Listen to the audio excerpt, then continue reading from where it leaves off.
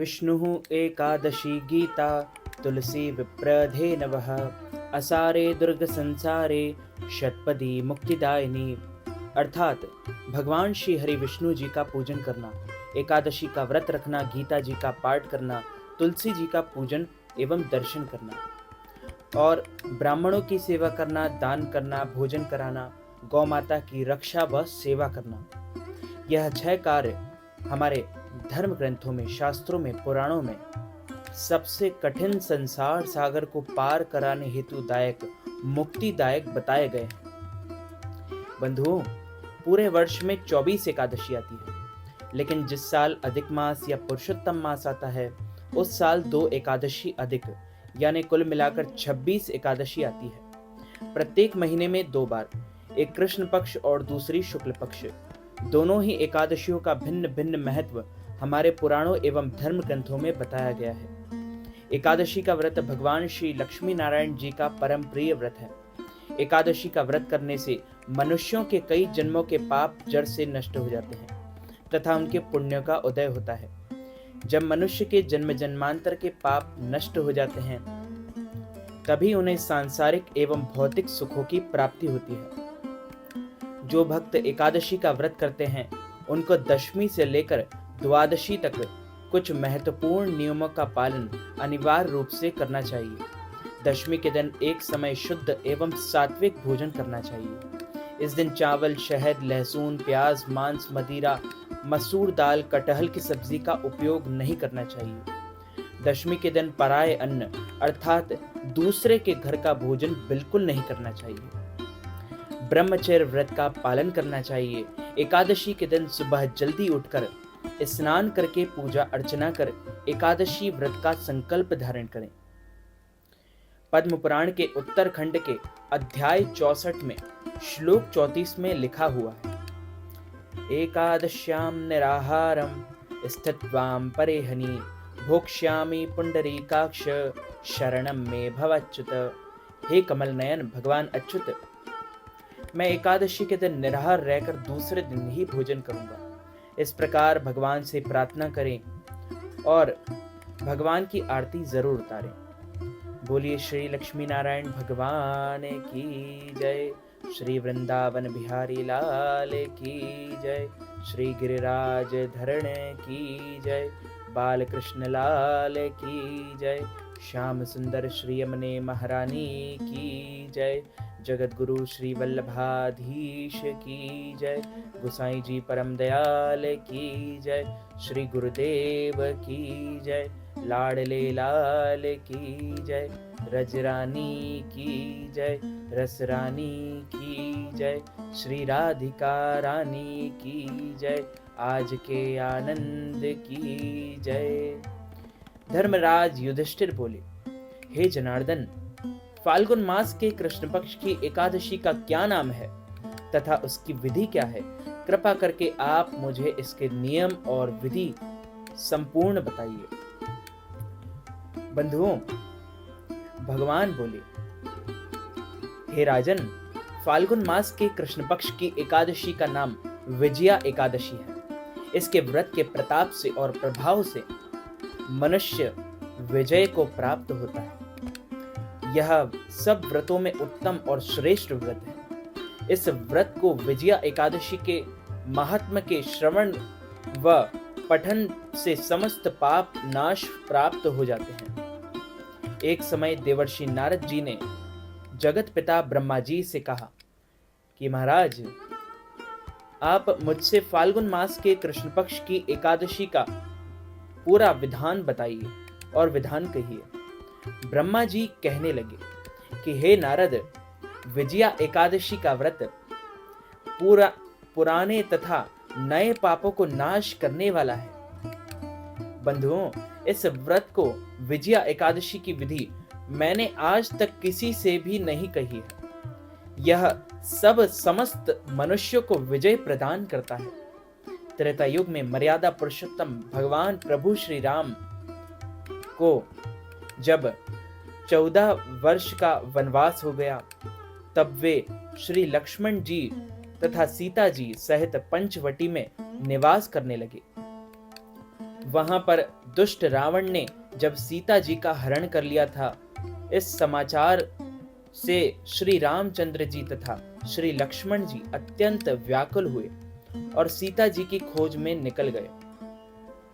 बंधुओं, वे घूमते घूमते जब मरणासन्न जटायु के पास पहुंचे तो जटायु उन्हें सीता जी का वृत्तांत सुनाकर स्वर्गलोक चला गया।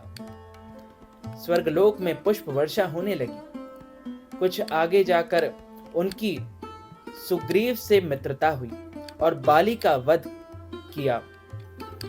जब हनुमान जी ने लंका में जाकर सीता जी का पता लगाया और उनसे श्री रामचंद्र जी और सुग्रीव की मित्रता का वर्णन किया, वहां से लौटकर श्री हनुमान जी ने भगवान राम के पास जाकर और आकर सब समाचार कहे। बंधुओं, श्री रामचंद्र जी ने वानर सेना सहित सुग्रीव की संपत्ति से लंका को प्रस्थान किया।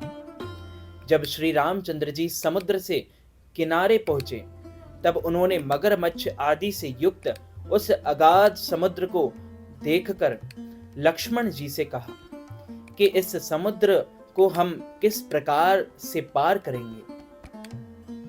बंधुओं, श्री लक्ष्मण जी ने मुस्कुराते हुए कहा, हे पुराण पुरुषोत्तम, आप आदि पुरुष हैं, सब कुछ जानते हैं, आप सबके स्वामी हैं, जगत पिता हैं, परमेश्वर हैं, भगवान हैं। यहां से आधा योजन दूर तुम्हारी कुमारी द्वीप में वग्दालभ्य नाम के मुनि रहते हैं। उन्होंने अनेक ब्रह्मा देखे हैं।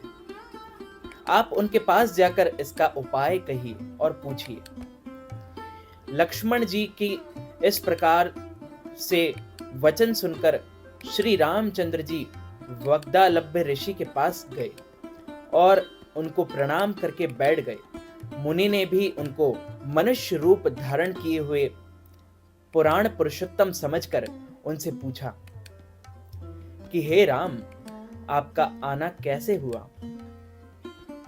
रामचंद्र जी कहने लगे कि हे ऋषि, मैं अपनी सेना सहित यहां आया हूं और राक्षसों को जीतने के लिए लंका जा रहा हूं। आप कृपा करके समुद्र पार करने का कोई उपाय बतलाइए।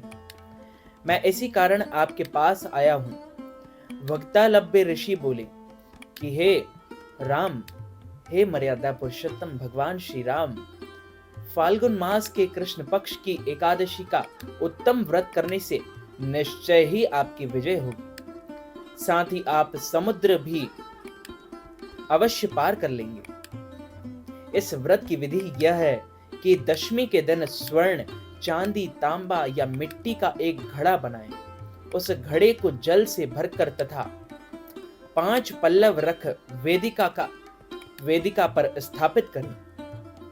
उस घड़े के नीचे सतनजा और ऊपर जौ रखें। उस पर भगवान श्री नारायण भगवान की स्वर्ण की मूर्ति स्थापित करें। एकादशी के दिन स्नान आदि से निवृत्त होकर धूप, दीप, नैवेद्य, नारियल आदि से भगवान श्री पूजन करें। तत्पश्चात घड़े के सामने बैठकर दिन व्यतीत करें और रात्रि को भी उसी प्रकार बैठे रहकर जागरण करें। द्वादशी के दिन नित्य नियम से निवृत्त होकर उस घड़े को ब्राह्मण को दे दें। हे राम, यदि तुम भी इस व्रत को सेनापतियों सहित करोगे तो तुम्हारी विजय अवश्य ही होगी। श्री रामचंद्र जी भगवान श्री राम ने ऋषि के कथा अनुसार इस व्रत को किया और इसके प्रभाव से और प्रताप से दैत्यों पर विजय पाई। अतः हे राजन, जो कोई मनुष्य विधि पूर्वक, विधान पूर्वक इस व्रत का पालन करेगा, वे दोनों, तीनों तथा लोकों में उसकी अवश्य विजय होगी। श्री ब्रह्मा जी ने नारद जी से कहा कि हे पुत्र, जो कोई इस व्रत के महात्म को पढ़ता अथवा सुनता है, उसको वाजपेयी यज्ञ, 1000 अश्वमेघ यज्ञ का फल प्राप्त होता है और वे भव सागर से पार होकर वैकुंठ लोक विष्णु लोक को प्राप्त होता है। बोलिए श्री लक्ष्मी नारायण भगवान की जय, श्री राधा रमण लाल की जय, श्याम सुंदर श्री यमुने महारानी की जय, वल्लभाधीश की जय, गोसाई जी परम दयाल की जय, श्री गुरुदेव की जय, लाडले लाल की जय, रजरानी की जय, रसरानी की जय, श्री राधिका रानी की जय, श्री गोपेश्वर महादेव की जय, सब संतन की जय, समस्त ब्रजवासीन की जय। जय जय श्री राधे, जय जय श्री राधे।